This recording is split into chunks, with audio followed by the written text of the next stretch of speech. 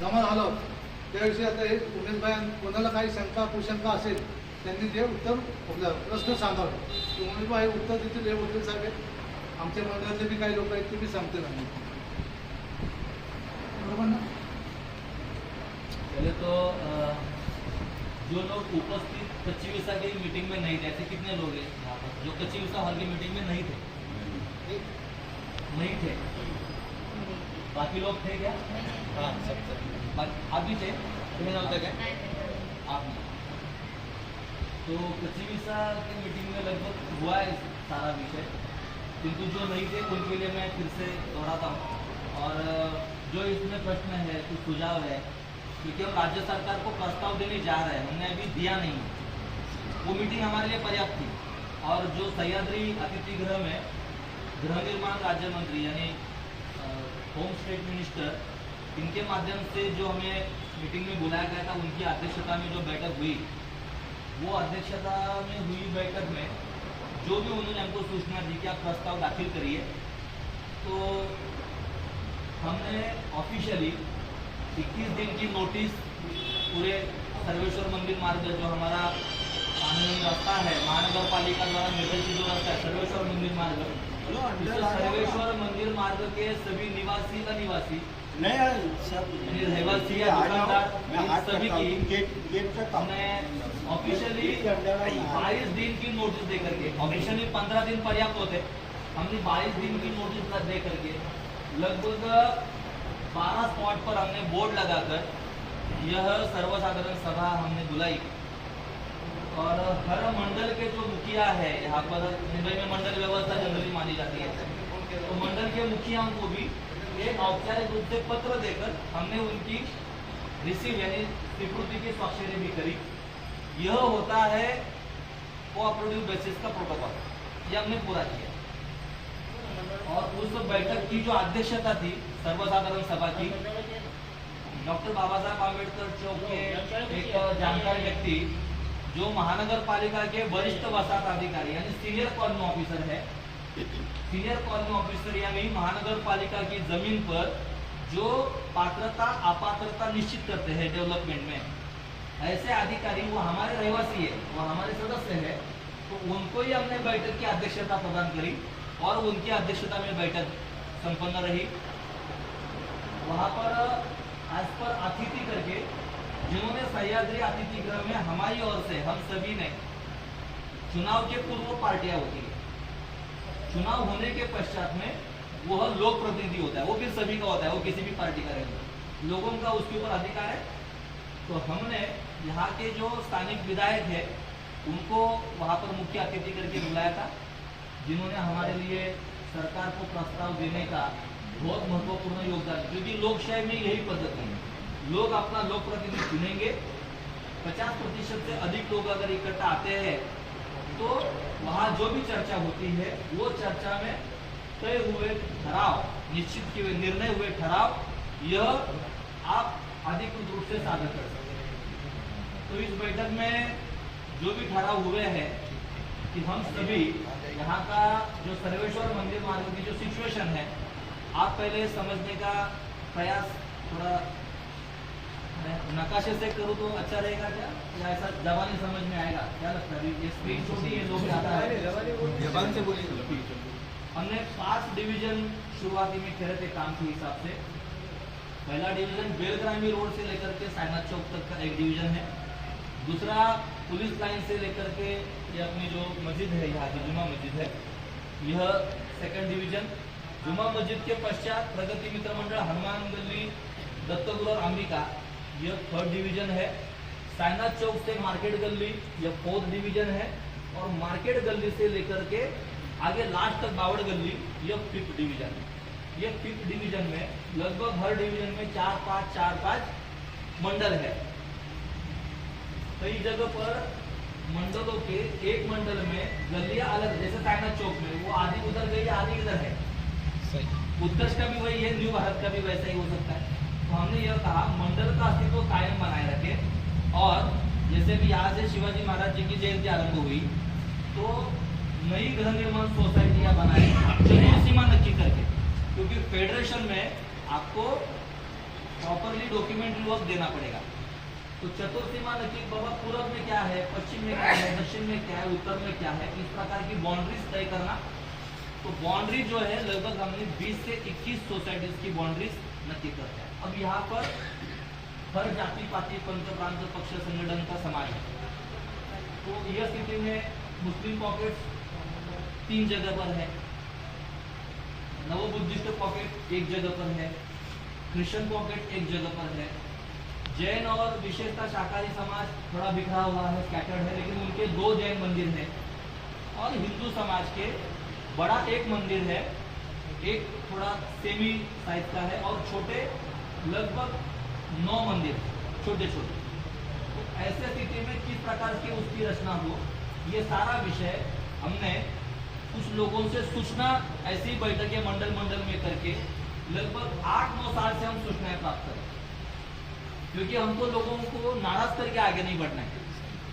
तो 2016 की चैत्र प्रतिपदा यानी गुड़ी पाड़वा के दिन हमने पहला नारियल यहाँ के ग्राम देवत सर्वेश्वर महाराज को अर्पित किया, और गणपति उत्सव में पहली बैठक करी 2016 की।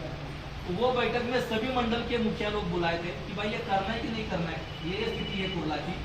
यहाँ पर जनरली जैसे मलिक साहब 2 बार गृह निर्माण राज्य मंत्री रह चुके, अपने यहाँ के विधायक थे 3 तक, किंतु डेवलप नहीं हो सका क्योंकि सरकार के रूल बड़े विचित्र है। सबक के लिए उपनगर के लिए रूल बड़े कठोर है। उनको सरकार की प्राथमिकता दक्षिण मुंबई पहले चरण में जल्दी विकसित हो जाए, ये सरकार की प्राथमिकता है। इसलिए सरकार ने वहां पर काफी सारे रूल शिथिल किए हुए डेवलपमेंट के, और सबक यानी उपनगर के लिए रूल थोड़े सख्त है। तो ऐसी स्थिति में हमारे क्षेत्र के विधायक रह चुके महानुभाव होने के पश्चात भी अपना क्षेत्र हम डेवलप नहीं कर सके, क्योंकि पॉलिसीज नहीं थी, धोरण नहीं थे। वो उस व्यक्ति का दोष है नहीं है, मुझे उस विवाद में या राजनीति में नहीं जाना, उनकी कार्यक्षमता क्या है क्या नहीं, मुझे उसमें भी चर्चा नहीं करना। अपना कहना इतना ही है, पॉलिसी नहीं थी, यह हमारा ऑब्जर्वेशन था, और इस कारण यहाँ का विकास पर्याप्त मात्रा में हो नहीं सका। इस स्थिति में 2016 में पहला आरंभ हुआ गणेशोत्सव में। 2018 ऐसे हमने हर मंडल के प्रमुखों से, मुखिया से छोटी बैठकें 2018 तक हम करते रहे। हमने आर्किटेक्ट को साथ में लिया, लाइसेंस को साथ में लिया, जैसे ये वकील साहब है, ऐसे और भी 2 वकील साहब अपने साथ में हैं, उनको साथ में लेकर सारे लीगल पेपर जमा किए। हमारी इतनी छप्पियां लीगल पेपर की हो गई, और ये सारे लीगल पेपर जमा करके फिर हमने उस समय के मुख्यमंत्री, उनको 2018 में हम मिले। उस समय भी स्थानिक विधायक मंगेश कुड़ाकर थे, किंतु वो हमने हमारी व्यक्तिगत संपर्क के माध्यम से उनको मिले। उसके पश्चात मंगेश जी के माध्यम से हम रविंद्र वायकर साहब को मिले। व्यक्तिगत संपर्क यानी कुर्ला के जो उस समय के गृह निर्माण मंत्री प्रकाश मेहता जी थे, वो कुर्ला में उनका दुकान है लोकमान्य टी भंडार, तो वो कुर्ला जानते। तो उन्होंने स्पष्ट कहा ये थोड़ा सा आपने डिले किया, जल्दी आते तो अपन एक क्लस्टर में अच्छा करते थे। तो उस समय पे हमने समूचे कुर्ला वेस्ट को डाला था, कुर्ला वेस्ट पिन कोड 70, क्योंकि यहाँ के आरक्षण इतने विचित्र है। जैसे उस तरफ एयरपोर्ट के इर्द गिर्द जो है स्मशान के, कब्रस्तान के, हॉस्पिटल्स के, ये आरक्षण उस तरफ जाने चाहिए, क्योंकि वहाँ एयर फ्लाइंग जोन होने के कारण वहां पर स्वाभाविक रूप से हाइट कम मिल रही है। और जो रेसिडेंशियल आरक्षण से मार्केट भी उधर शिफ्ट होना चाहिए।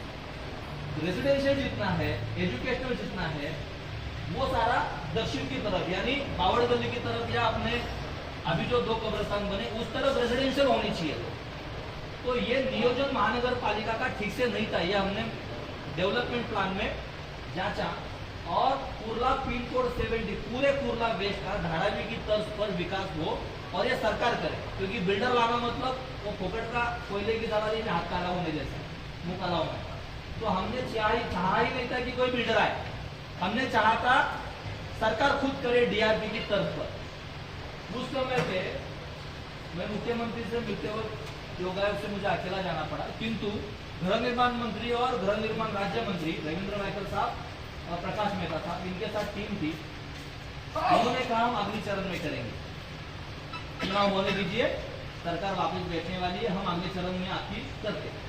किंतु 2019 में जब सरकार हुई तो सरकार स्थापन होने में पॉलिटिकल राइवल्स चले, फिर कोरोना का काल लगभग 2.5 साल चला। तो पहला 5 वर्ष जो सरकार का था, नोटबंदी से लेकर के बहुत सारे हर्डल्स चले, जिसमें आर्थिक नीतियां जीएसटी से लेकर के बहुत सारे हर्डल्स थे। वो पूरे भारत भर में रियल एस्टेट मार्केट ही डाउन था पहले 5 साल में। बाद के 5 साल में मार्केट अन्य स्टेट में चला। महाराष्ट्र में पॉलिटिकल राइवल्स और 2.5 साल कोरोना के चले, यानी 10 साल के में से हमारे 2016 की शुरुआत, 19 में पहला प्रस्ताव धारण किया। प्रस्ताव धारण करते वक्त मुख्यमंत्री जी का कहना था कि आप एसआरए में करिए। देवेंद्र फडणवीस जी कहते हैं कि आप ऐसा, तो हमने कहा भाई साहब हमारे यहाँ पर 25 से 30%, 40% जनता माड़ी पे रहती है जो 100-200 वर्ष पुरानी है, तो ये माड़ी तो एसआरए में अपात्र होगी। तो उस समय के सीएम साहब कहे कि वो मैं देखता हूँ, बोला साहब आप आज है कल का क्या पता है, पॉलिसी बताइए क्या है। 12-13 मिनट उनसे बहस हुई। मेरी कुछ संगठन के कारण उनसे मित्रता थी, तो हमने बहस करी उनसे। उन्होंने उस पर रिमार्क मार दिया और योगायोग से, दुर्भाग्य से वो सारा दिमाग एसआरए में ही चला। और कोरोना का जैसा ही काल समाप्त हुआ, एसआरए का एक सर्वेक्षण अपने कुर्ला वेस्ट में आरंभ हुआ। पूरे कुर्ला वेस्ट में एसआरए का एक सर्वे हुआ, आपको सबको पता होगा। और जिसका डर था,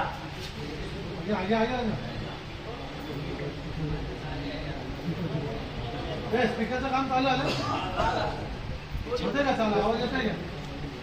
आया आया आगे आया बैठे अंदर ना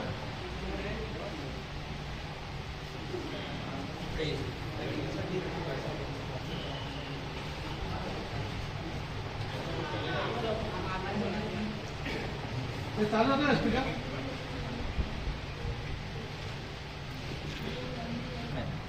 हमने उस समय पे एक कृषि समिति बनाई थी, कृषि समिति के माध्यम से पत्र व्यवहार किया। और जब नंबरिंग कोरोना के पश्चात चालू हुई तो सारे समूचे ग्राउंड फ्लोर के घर पर नंबरिंग पड़ना चालू हुआ।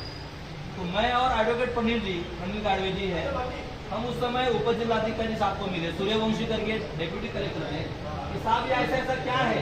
तो बोले ऊपर के घर एसआरए में नहीं आते।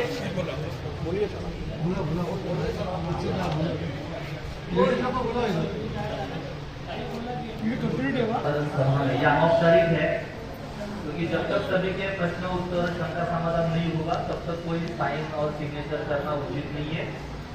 और इसमें हम सभी विश्वास करते हैं, भले देर लगे, दुर्घटना से देर लगी, तो ये हमारा भी सूत्र है। इसलिए कोई साइन नहीं लेंगे, आज चर्चा करेंगे, विषय समझेंगे, आप विचार करिए और विचार करके फिर निर्णय करिए। तो जो मेरा प्रस्ताव में विषय मैंने रखा था कि 2016 में हमने इसकी जो शुरुआत रखी, 2018 तक हमने समूचे कुर्ला वेस्ट का, कुर्ला वेस्ट पिन कोड 70, इस प्रकार से हमने उसका सर्वेक्षण किया। और धारावी की तर्ज पर कुर्ला वेस्ट भी विकसित हो, सरकार विकसित करे, न कोई बिल्डर आए, क्योंकि यहाँ पर बीकेसी का बहुत बड़ा